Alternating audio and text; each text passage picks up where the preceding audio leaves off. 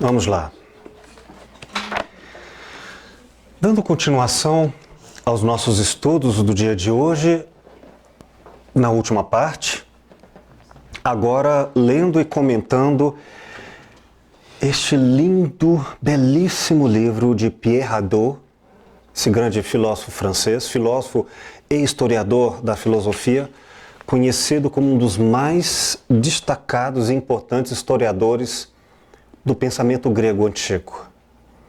Este livro eu recomendo, é de uma beleza extraordinária, chamado Exercícios Espirituais e Filosofia Antiga. Alguns trechos, e eu vou pedir a vocês que dialoguem comigo. Dialoguemos juntos com Pierre Hadot. Sem diálogo, não vai haver filosofia, né? Nossa pretensão da aula de hoje é dar uma mensagem claramente. A filosofia é na sua origem, portanto, permanentemente atualizada como terapêutica. Um dizer, uma postura que precisa ser relembrada a muitos daqueles que maldizem a filosofia e que não aceitam a crença de uma filosofia clínica, que não se contrapõe às psicologias, que não se contrapõe a nenhuma outra específica metodologia, porque ela pretende, não na área vinculada à noção de cura, mas a ideia do cuidar ético, de ajudar as pessoas a pensarem por si mesmas. Hadot nos apresenta aqui, logo de início, o constrangimento da palavra espiritual. Que a filosofia é um exercício espiritual. Vamos ver o que ele diz sobre isso. Aqui eu me refiro na minha edição de 2014. Eu a utilizo também no meu livro, A Escuta e o Silêncio, com alguns recortes. Na página 20 diz ele: exercícios espirituais. A expressão desconcerta um pouco o leitor contemporâneo. Primeiramente, não é mais de muito bom tom hoje empregar a palavra espiritual. É preciso, porém, resignar-se a empregar este termo, porque os outros adjetivos ou qualificativos possíveis, aspas, psíquico, moral, ético, intelectual, de pensamento, da alma, não recobrem todos os aspectos da realidade que queremos descrever. É engraçado ele dizer que é um exercício intelectual, é um exercício do pensamento, não dá conta do que é filosofia. A melhor palavra que um etimólogo está usando é espiritual. Diz ele: a palavra espiritual permite entender bem que esses exercícios são obras tão somente do pensamento, mas de todo, não somente de todo do pensamento, mas de todo o psiquismo do indivíduo. E, sobretudo, ela revela as verdadeiras dimensões desses exercícios. Graças a eles, o indivíduo se eleva à vida do espírito objetivo, isto é, recoloca-se na perspectiva do todo.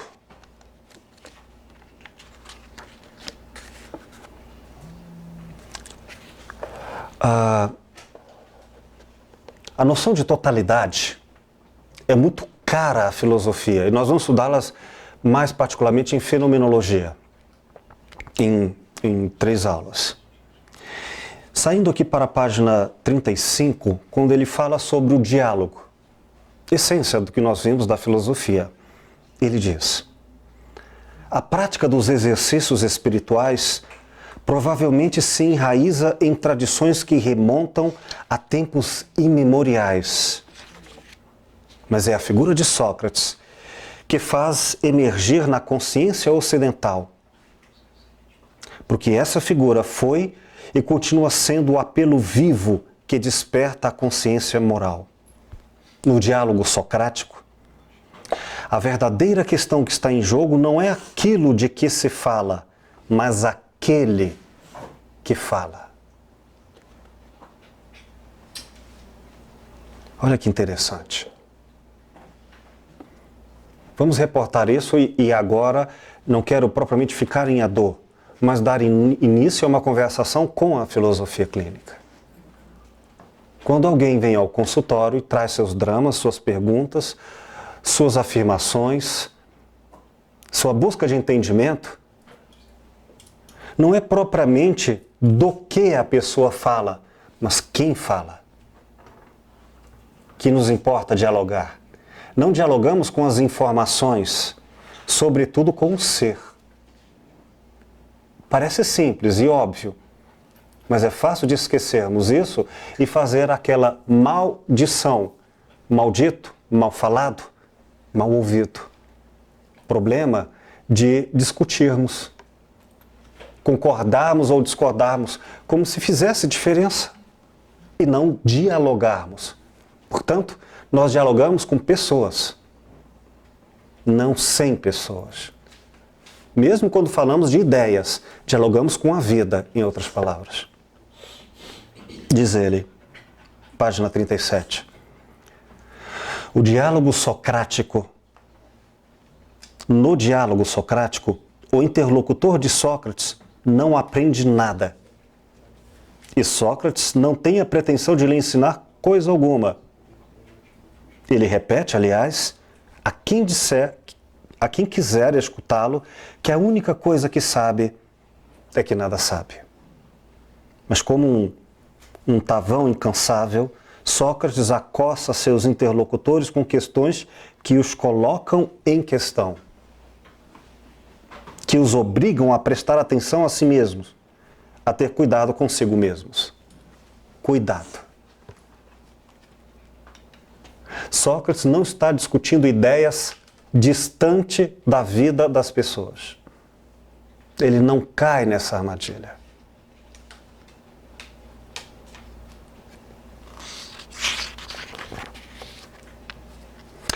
O diálogo socrático aparece assim, portanto, como um exercício espiritual praticado em comum que convida ao exercício espiritual interior, isto é, ao exame de consciência, à atenção a si, em síntese ao famoso conhece-te a ti mesmo. Conhecer-se a si mesmo ou conhecer-se como não sábio, isto é, como não sófos, mas como filosófos, como a caminho em direção da sabedoria. Vamos relembrar.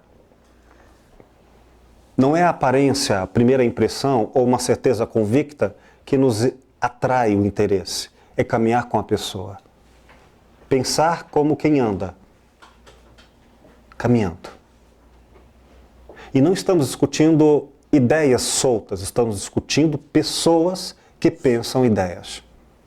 Estamos trocando com elas vida. Portanto, se qualquer distração na vida começarem a discutir ideias sem se dar conta de que estão conversando com pessoas, não haverá nisso qualquer filosofia. Não se quer, portanto, concluir essencialmente uma verdade. Quer-se essencialmente dialogar com pessoas. Percebem? O que não é diálogo, o que é discussão, não é filosofia. Portanto, não é uma arte de convencimento, mas de diálogo. Essa íntima ligação entre o diálogo com o outrem e o diálogo consigo tem um significado profundo. Somente aquele que é capaz de ter um verdadeiro encontro com o outrem é capaz de um encontro autêntico consigo mesmo. E o inverso é igualmente verdadeiro. O diálogo só é verdadeiramente diálogo na presença de outrem e de si mesmo. Desse ponto de vista, todo exercício espiritual é dialógico na medida em que é exercício de presença autêntica perante si e perante os outros. Outridade. Mesmo num aparente monólogo, eu penso por um lado, por outro, sim, não tese, antítese, síntese.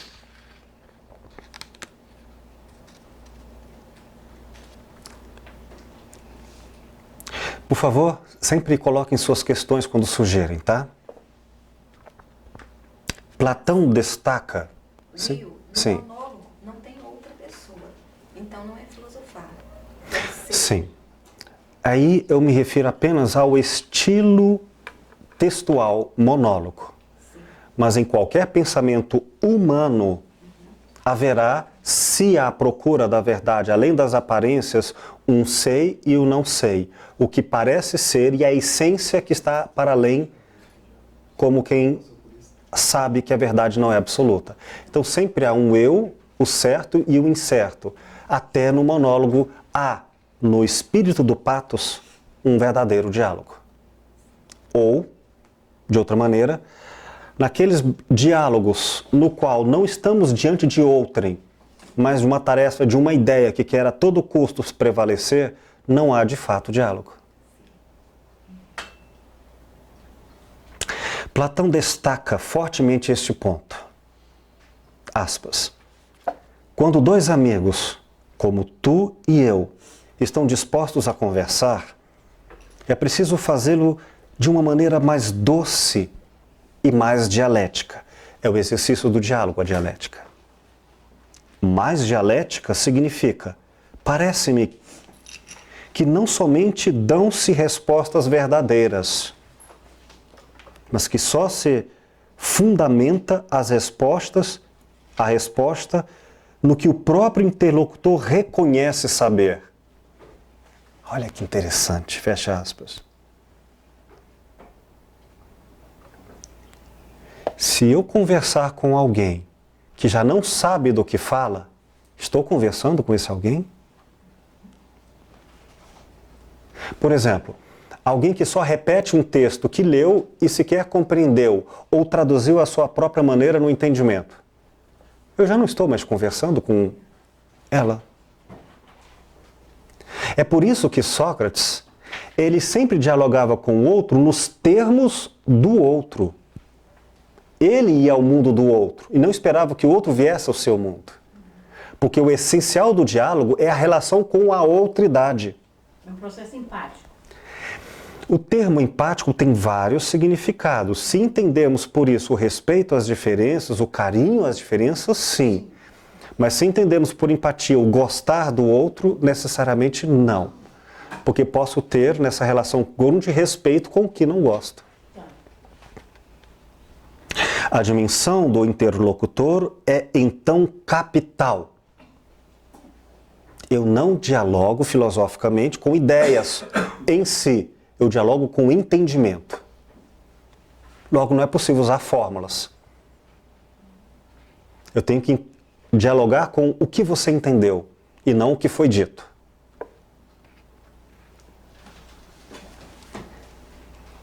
Ela impede o diálogo de ser uma exposição teórica e dogmática, o diálogo, né?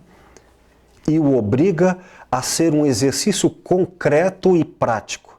Porque precisamente não se trata de expor uma doutrina, mas de conduzir o interlocutor a certa atitude mental determinada. Mais à frente, diz ele, não basta expor a verdade, não basta nem mesmo demonstrá-la. É preciso persuadir, utilizar a psicagogia, portanto, a arte de seduzir as palavras. Por psicagogia é a vivência das palavras. Então nós temos que ficar atentos, porque quando conversamos com as pessoas, sobretudo em clínica, o que estamos conversando? Como eu vou saber se estamos nos entendendo? Ou mesmo se eu estou entendendo pela escuta o que o outro diz?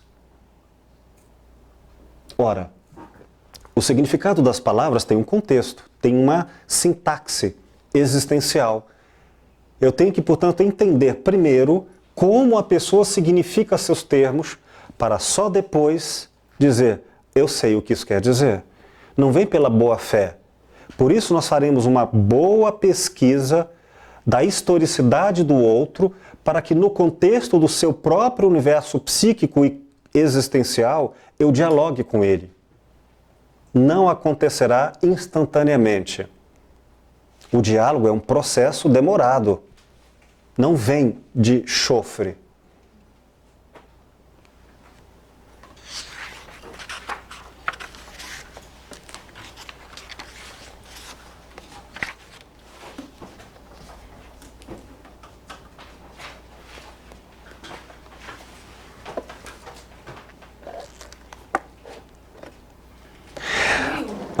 Quando você está dialogando com essa pessoa, tentando com que ela faça, com que ela te diga, né?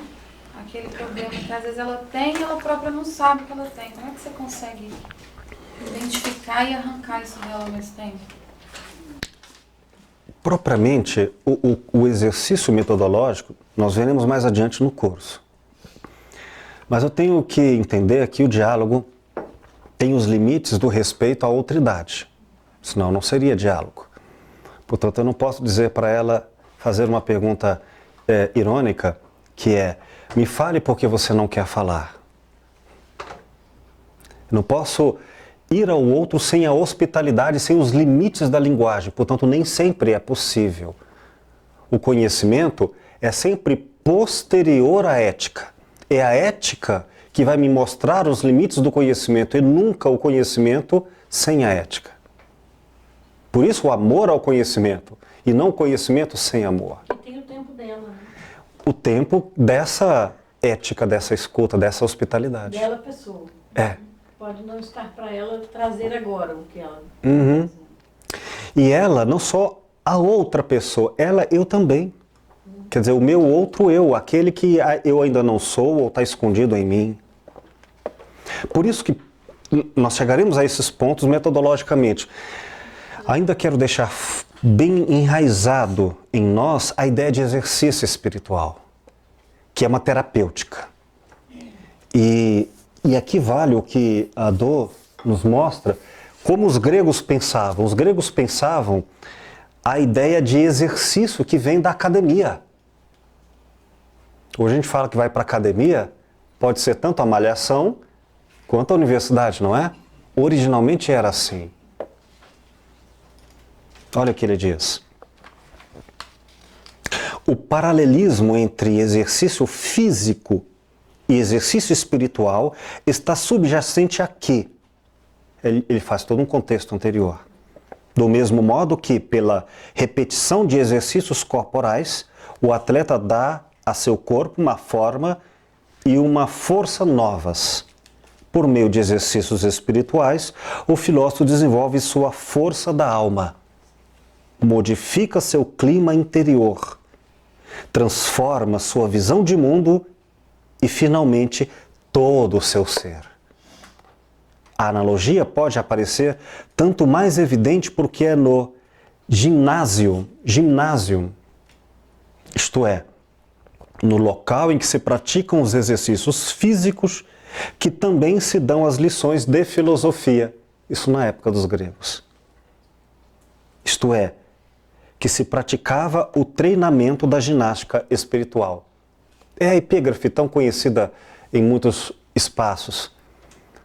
Mente sã, corpo são. Mas historicamente é corpo são. A semelhança do que se faz ao corpo deve se fazer à mente. Não, você não acha uma verdade, você exercita. Você não encontra um amigo, você exercita a amizade. Você não acha o amor, você exercita o amor. E se parar de exercitar, perde a musculatura moral, a musculatura espiritual. Então, a filosofia clínica é um exercício. É um exercício. Constantemente pode ser parada e pode ser perdida, assim como pode ser retomada. Mas não sem a mágica dos esteroides intelectuais, em que a erudição substitui o exercício. Professor, aquela história da Praça Arcadeia, onde Sócrates começava, isso aí não procede? Procede. Da origem da palavra, academia? Sim, Acadêmicos é uma ligação, uma correlação entre o nome acadêmico. A academia vem propriamente depois de Sócrates, quando o o espaço criado, a universidade, assim entendida, por Platão. Platão cria a academia, oficialmente. Sócrates fazia isso na rua. Sócrates exercitava... Arcademos da praça, né? Hã? A praça chamava Arcademos. Não, a praça, a ágora, é o espaço em que nós nos encontramos com o outro, com o espaço social. Todos os espaços que não são a casa privada de cada um, são os espaços de encontro. A feira, a praça da política, do voto, todos os espaços comuns. Porque eu pesquisei a origem da palavra academia, aí nessa, talvez eu tenha uma pesquisa equivocada. Não, mas é isso que o Adolfo está dizendo. É o lugar onde se fazia ginástica. Lembramos que na Grécia você não tem espaços fechados. Os espaços são abertos. O mundo antigo, aliás, né? Toda a arquitetura do mundo antigo, ela é feita em espaços abertos. E a praça é o espaço por excelência do filósofo. Por isso é a ágora, o espaço do público. E público aqui é a esfera do encontro entre todos. E onde Sócrates frequentava, nas feiras, em qualquer lugar. Aristóteles depois desenvolve isso como o peripatético, sempre andando, como forma de ver as coisas e falar sobre elas. Mas a academia é como Platão inaugura. Daí a ideia de gnósio, conhecimento, vem de ginásio, né, do exercício. Diz ele, Adô, página 58. O filósofo vive assim num estado intermediário, assim como um caminhante, que nunca já saiu, mas também não chegou. Não é sábio, mas não é não sábio. Ele está, pois, constantemente cindido entre a vida não filosófica e a vida filosófica, entre o domínio do habitual e do cotidiano e o domínio da consciência e da lucidez. Vocês já estiveram querendo ver um filme, estavam morrendo de sono e ficaram teimando para ficarem acordados? É esse estado em que ora você dorme, ora acorda, que é o filósofo. Ora você descansa a sua humanidade, depois acorda. Só os gigantes vivem isso plenamente. Na medida em que ela é praticada, na medida em que ela é prática de exercícios espirituais, a vida filosófica é um desenraizamento da vida cotidiana, do hábito, do senso comum. Ela é uma conversão, uma mudança total de visão, de estilo de vida, de comportamento. Então, vamos deixar claro, filosofia é um ato de conversão. Mais adiante eu mostrarei o que significa isso, não é a conversão religiosa. É a conversão da aparência na essência, do inautêntico em autêntico. E essa conversão, para quem não entende, voltemos à analogia, é sair do marasmo e virar atleta.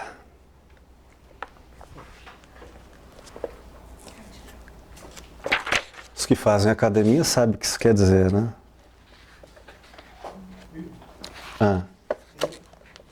Eu estou te ouvindo, não sei como é que são os colegas aqui com relação ao tanto de pessoas que atendem. Eu atendo demais.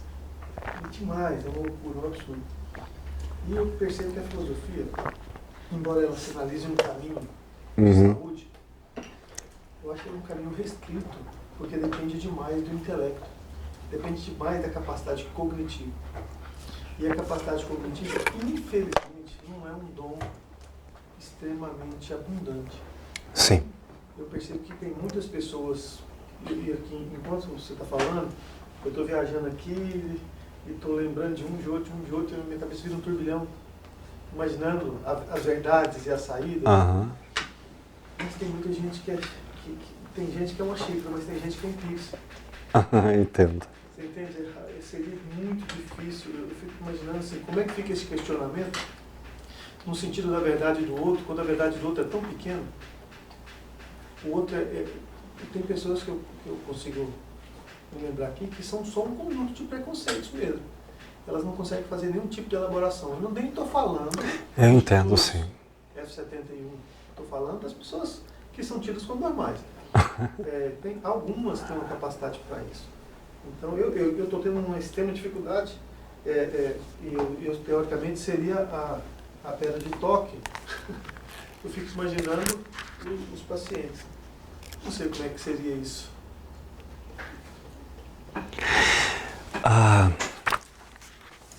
Quando nós vamos falar em pensamento, e aqui nós não entramos na riqueza do que significa pensamento, nós estamos lembrando que por exercício espiritual é consciência. Há muitas elaborações teóricas que são inconscientes. Elas não representam conceitos. Elas representam preconceitos porque são muito inteligentes. Então, uma pessoa que aparentemente não pensa, ela pode estar rica de pensamentos, rica de conceitos. E eu não elaborarei quem é rico ou quem é pobre por uma normalização sintática de que elabora conclusões ou originalidades, mas sim porque está cheio de vida ou de consciência de vida. Nesse sentido, tudo aparenta. Nós teremos que investigar isso, não faremos sem algum tempo ou esforço, o que a pessoa pensa à sua maneira, às vezes não de forma representativa, ela pode pensar diretamente, como um jogador de futebol, como um Garrincha, dribla antes de elaborar o pensamento sobre, e que denota inteligência ali, riqueza, lucidez, e não apenas técnica a ser repetida. Então esse disfarce da lucidez, onde pode acontecer o diálogo terapêutico, que é um estado de sensibilidade, ele pode estar entre alfabetizados e analfabetos. E ela pode não estar entre pessoas eruditas. Mas para isso precisamos entender aquilo que na aula passada nós falamos um pouco, e vamos retomar ao seu tempo, que não é agora, a noção de racionalidade. E não será mais a racionalidade cartesiana, que é a racionalidade matemática. E vamos entender por estado de racionalidade ou de pensamento amplo o conceito vital. Ortega y Gasset é um pensador que vai nos ajudar a mostrar muito bem isso. Portanto, uma pessoa que consegue ter emoções profundas, e por profundas, engajadas e comprometidas com a vida, ela pode nem saber discursar sobre e ser muito mais inteligente e sábia em suas reflexões filosóficas do que aquela que discursaria sobre as emoções. Ou seja, ela pode ser uma racionalidade, inclusive orgânica. Pensamento tátil também é pensamento. É curioso que algumas pessoas podem se curar organicamente e outras não. Por uma pulsão de vida. Isso também é inteligência, né? Assim como há pessoas que, através da jardinagem, podem ter altas complexidades de conceitos de realidade. Então, se você estiver usando agora outros termos, e não vamos usar os tipos de linguagem, mas estados de consciência como alienados e autônomos, independente do grau de conhecimento acadêmico, ainda assim temos que pensar a maneira do outro para ter o diálogo. E aí nós vamos ter que entender que algumas pessoas serão autênticas quando alienadas. Ou seja, é quase uma espécie de exercício no qual ela escolhe a alienação. Quer dizer que há autenticidade na alienação. Isto. Nós deixaremos isso mais adiante, mas se a filosofia respeitar a outridade, nós temos que dizer que uma das expressões de vida é a alienação. Alguns farão isso em alguns pontos, em alguns momentos. Mas faz por escolha. Só que não é uma escolha necessariamente no nível do intelecto. Necessariamente consciente. Ela é, digamos, consciente, mas não necessariamente racional pela lógica formal. E eu cito no meu livro, por exemplo, Modigliani, quando bebe para enriquecer-se criativamente, não é uma alienação. Mas não é menos quando Freud fuma. Entende? E nenhum de ambos perde a sua genialidade, mas as utilizam por meio também de alienações, em certos momentos. Quem de nós, portanto, não haverá de descansar o exercício da autonomia e dizer, agora não, agora eu vou ver um filme para não pensar. Agora eu vou descansar a atenção. Isso será também uma expressão de humanidade. Até, portanto, vamos falar até em última instância, o suicídio é um exercício com o qual eu devo dialogar e não ficar isento de diálogo com o que isso quer dizer. O fato é que, quando eu me ponho a esse exercício de conversão da aparência para converter-se, ir além e ir na essência, coisas que pareciam ser algo podem se revelar como quer dizer o pathos, um estranhamento. E aí virão descobertas. Gente ignorante pode ser sábia. E o inverso. Will, eu vejo muito, tirando a parte mística, religiosa, de fato, mas, por exemplo, no mesmo período, Paulo de Tarso e Judas. Né? Tá. Então, pensando isso filosoficamente, né? Judas estaria ali mais propício a receber as informações, o que estava sendo passado para ele e tal, do que Paulo, que nem estava presente na hora das informações. E as atitudes, né? A resposta foi totalmente diferente. Né? Então, muitas vezes eu estou pensando isso como o filósofo clínico. Né? Às vezes ele está trabalhando um paciente, um partilhante, né? Perdão, um partilhante, achando que ali está sendo pedra jogada aos porcos. Né? Não há esse julgamento de salvação sobre um critério exterior. Há um julgamento, e aqui eu tenho autenticidade, Marta, não é alienado ou autônomo. É potente ou impotente da vida. Sim.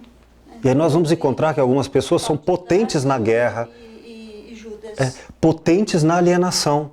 Na alienação eles conseguem fazer o bem, conseguem manter uma vida de melhor qualidade subjetivamente julgada do que na autonomia. Vamos pegar um exemplo simples, Francisco de Assis. Se alguém disser, eu concordo com ele no sentido de que ele estava certo em amar o próximo e viver isso plenamente. Ah, é? Então faça como ele, deixe todos os seus bens, vá acolher todo mundo na rua ao ponto até de você ficar mais na rua do que dentro de casa. E aí você vai dizer, eu concordo, mas eu não vou fazer isso não. Não quer dizer que então você não discorde da plena autonomia, mas você vai regular o quanto tem de autonomia e o quanto tem de alienação. Não, eu não quero saber, porque se eu souber, eu vou ter que me responsabilizar, pô. Então eu só sei até aqui. Isso... Nós não vamos estabelecer o que é isso, nós vamos respeitar a ideia. Você caminha, é um ser que pensa, e eu vou pensar com você, sem a certeza de que eu poderei ser útil, mas eu irei entender e caminhar junto, e é uma relação recíproca, né, em nossa humanidade. Temos pouquinho momento, deixa eu fazer algumas observações. Diz aqui na página 211, só esclarecendo o que é conversão filosófica no mundo antigo. Diz Pierre Hadot, na antiguidade, a filosofia era essencialmente conversão, isto é, retorno a si, a sua verdadeira essência, por um violento desenraizamento da alienação da inconsciência. Nem percebo o que eu estou fazendo para eu percebo. Judas percebe o que fez e aí o suicídio é uma resposta, mas ele percebe. É a partir desse fato fundamental que a filosofia ocidental se desenvolveu. Mais tarde, mais e melhor que uma teoria da conversão, a própria filosofia permaneceu sempre essencialmente um ato de conversão. É possível acompanhar as formas de que este ato se reveste ao longo da história da filosofia. Reconhecê-lo, por exemplo, no cogito cartesiano, penso logo existo. No amor intelectualis de Spinoza, ou ainda na intuição bergsoniana da duração. Sobre todas as fórmulas, a conversão filosófica é desenraizamento e ruptura com relação ao cotidiano. Então, filosofia não é erudição, é abandonar o óbvio. Só isso é o pathos. Só isso se dá a conversão. E em filosofia clínica, até que ponto faremos isso também? Por respeito ao direito em não exercer terapia. Portanto, a terapia é feita àqueles que pedem a caminhada e não buscando levar lucidez àqueles que fogem da luz. Pois não gostaríamos que nos fizessem isso quando estivéssemos lá na alegoria de Platão, dentro da caverna, não querendo ver a luz. Desenraizamento e ruptura com relação ao cotidiano, ao familiar, a atitude falsamente natural do senso comum. Ela é retorno ao original e ao originário, ao autêntico, à interioridade, ao essencial. Sobre qualquer aspecto com que ela se apresente, a conversão filosófica é acesso à liberdade interior, a uma nova percepção do mundo, à existência autêntica.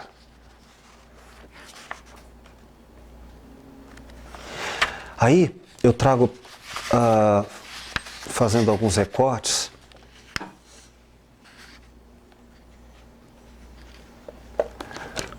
como Pierre Hadot nos traz aqui o que significa ser terapêutico. Estão refletindo comigo? Estão ficando inquietos? Estou fazendo questão disto aqui, logo no início do curso, porque rapidamente a gente vai falar do outro como se fosse óbvio. É com uma facilidade incrível. Quando se tem conhecimento, a gente vira burro. Com uma facilidade sedutora. Meu Deus! O perigo do filósofo é o conhecimento, é a convicção. E depois que a gente se tornou emburrecido com as universidades, a tendência em doutrinar os outros, a discutir, a bater papo, sem ir à vida e sem dialogar essencialmente com eu não sei, é tão grande que a clínica poderia ser um desmerecimento à ética e se tornar uma atitude perversa de convencer o outro ao que eu acho que é certo, bem e tudo mais. Não. Por isso eu faço questão de dizer, é filósofo uma pessoa analfabeta que não sabe fazer o O com o fundo do copo, mas que é capaz de refletir sobre a consciência da vida, se responsabilizar diante do que não sabe, à procura de vencer as aparências. Este é filósofo no sentido autêntico e original. Ele tem um pathos. E não é filósofo um doutor ou pós-doutor em filosofia que não tem a humildade intelectual e moral de dialogar com o eu não sei.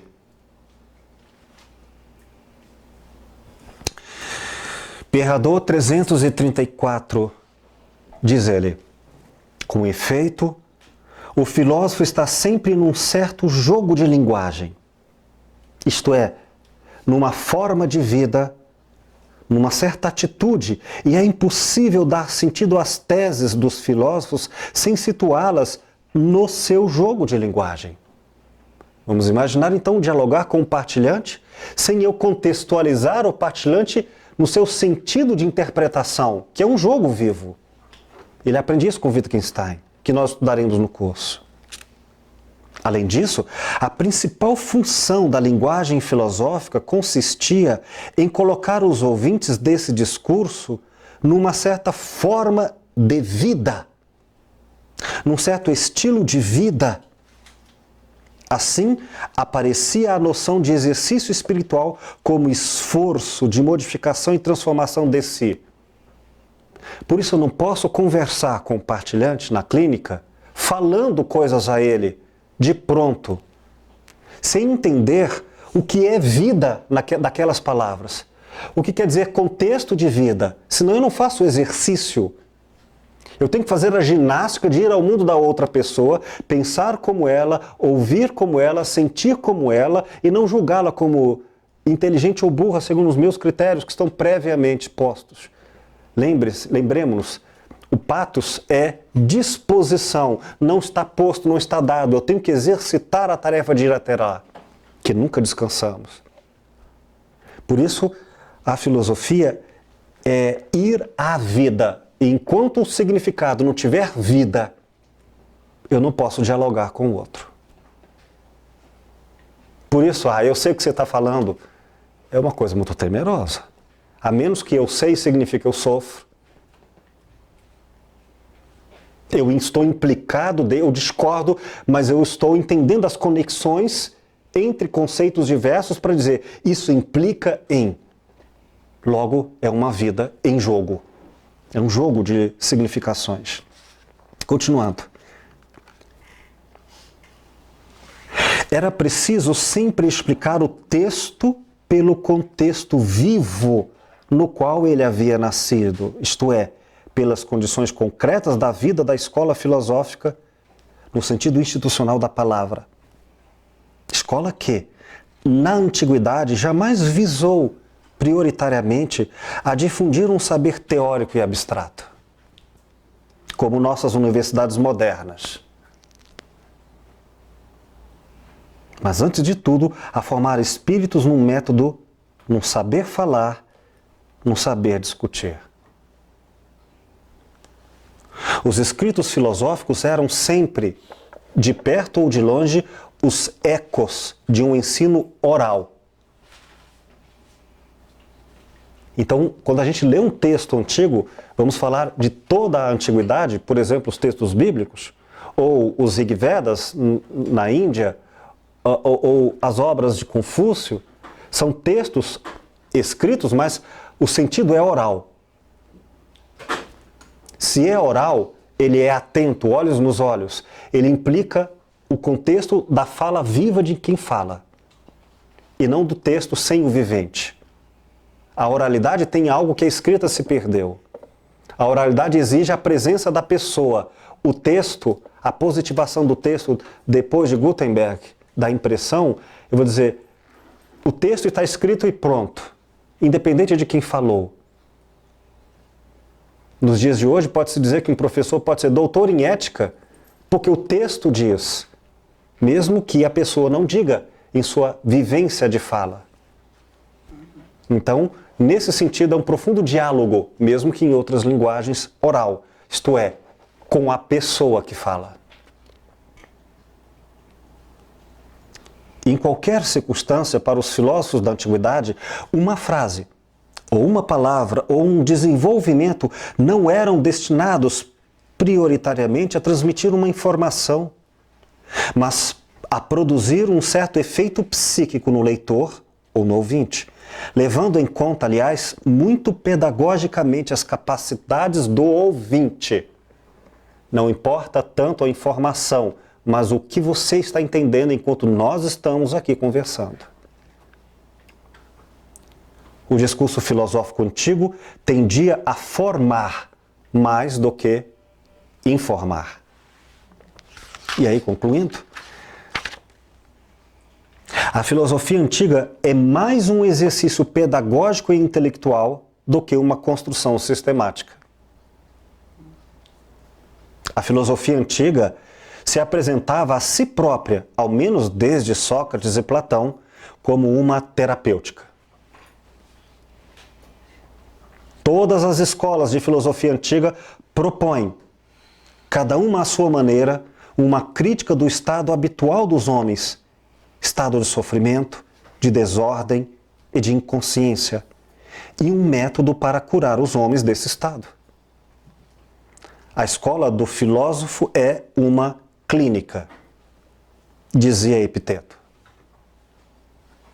Essa terapêutica se situa, em primeiro lugar, evidentemente, no discurso do mestre, que produz o efeito de um encantamento, olha o pathos, de uma mordida ou de um choque violento. E aí entre os métodos diferentes. O que desconcerta o ouvinte. Se for um mestre zen, pode ser até um tapa. No Kung Fu. Tal como é dito nos discursos de Sócrates no banquete de Platão. Mas para curar não basta ficar comovido. É preciso querer realmente transformar sua vida. Em todas as escolas filosóficas, o professor é também um diretor de consciência.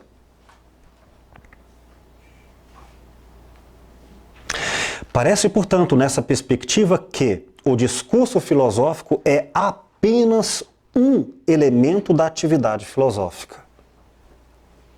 Ele é destinado a justificar, a fundar uma atitude existencial que corresponde a uma opção fundamental da escola. Concluindo, o discurso filosófico, ao contrário, correspondia somente às necessidades de ensino, isto é, à exposição discursiva, teórica e pedagógica das razões que se tem para viver dessa maneira. Nas outras escolas, notadamente em Platão e Aristóteles, encontra-se implicitamente uma distinção desse gênero pela boa razão que, de uma maneira geral, na antiguidade, o filósofo se considera filósofo, não porque desenvolve um discurso filosófico, mas porque vive filosoficamente.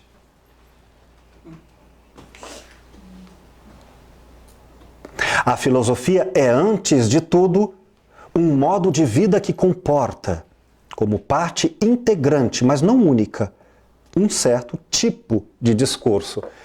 E aí nós vamos entender, portanto, o discurso da ação, o discurso do sentimento, o discurso do corpo, o discurso das formas de linguagens verbais e não verbais.